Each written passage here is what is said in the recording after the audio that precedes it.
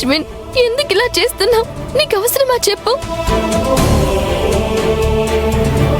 మనం ఎలాంటి మోసం ద్రోహం చేయలేదని మహేష్ గారికి ఎలా తెలుస్తుంది ఆనంది?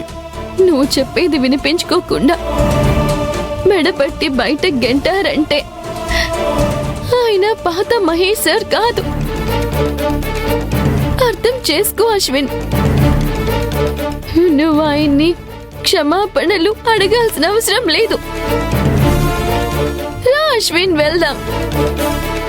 రా అశ్విన్, పద అశ్విన్, రా కూర్చో.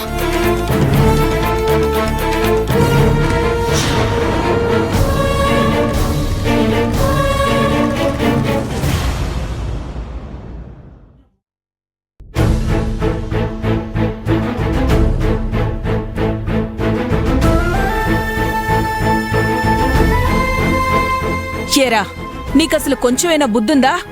అంత పెద్ద రాయితో తల పగలగొట్టి నిన్ను చంపేయాలని చూసిన ఆ మహేష్ కంపెనీకి మీ ఇద్దరూ పనికి వెళ్లడమే నాకిష్టం లేదు. అది చాలక నువ్వేదో తప్పు చేసినట్లు ఆ మహేష్ని క్షమాపణలు అడగడానికి అన్ని రకాలుగా ప్రయత్నిస్తావా? వాడేమో నిన్ను కుక్కని తరిమినట్లు తరిమేస్తాడా? తను కూడా నాకు కొడుకులాంటి వాడన్నట్లు చూసాన్రా. అలాంటివాడు నా కన్న కొడుకు విషయంలో ఇలా ప్రవర్తిస్తాడా? నా ముందుకొస్తే చేరా, నువ్వు ప్రేమించడానికి మరొకళ్ళు ప్రేమించిన అమ్మాయే దొరికిందా అని సిగ్గుతో చచ్చిపోయేలా అడుగుతాన్రా. డబ్బు, బంగళాలు, కార్లు ఉంటే కళ్ళు నెత్తికెక్కుతాయా? అమ్మా, నాకేం కాలేదు కదా, ఎందుకిలా అరుస్తున్నావు? ఇంకా ఏం కావాలరా? నేను సరదాకి ఒక్క మాట అంటేనే నా మీదకి యుద్ధానికొస్తావు.